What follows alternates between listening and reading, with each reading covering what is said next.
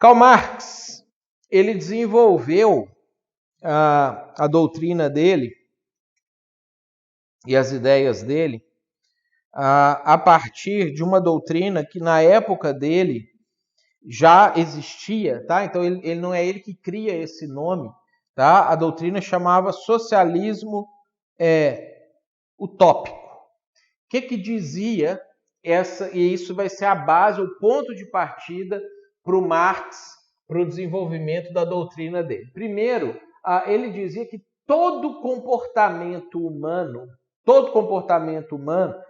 derivava de uma esfera moral ideológica.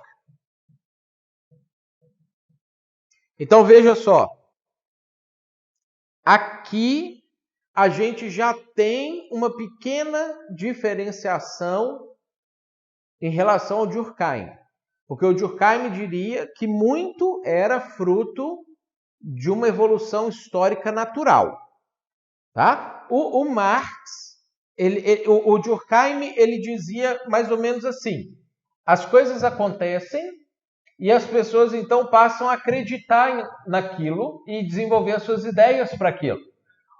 O Marx, ele parte de uma base inversa. Ele dizia o seguinte: as pessoas têm ideias, então elas produzem aqueles acontecimentos no mundo.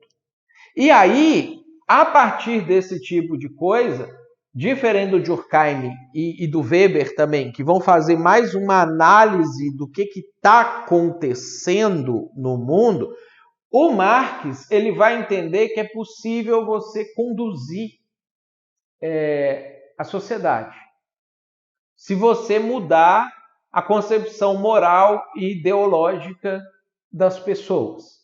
Porque aí, então, você vai produzir novos fatos sociais e, consequentemente, você vai conseguir construir uma nova sociedade.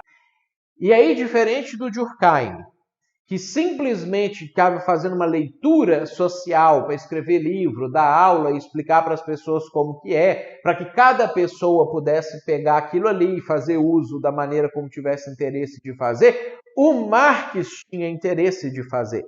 Ele queria transformar a sociedade, então ele começa a trabalhar e construir as suas ideias, não só como mapeadoras de um contexto, mas para induzir a sociedade a mudar da maneira como ela estava vivendo, para que ela entre nessa nova ordem socialista e, por fim, eles consigam alcançar o comunismo.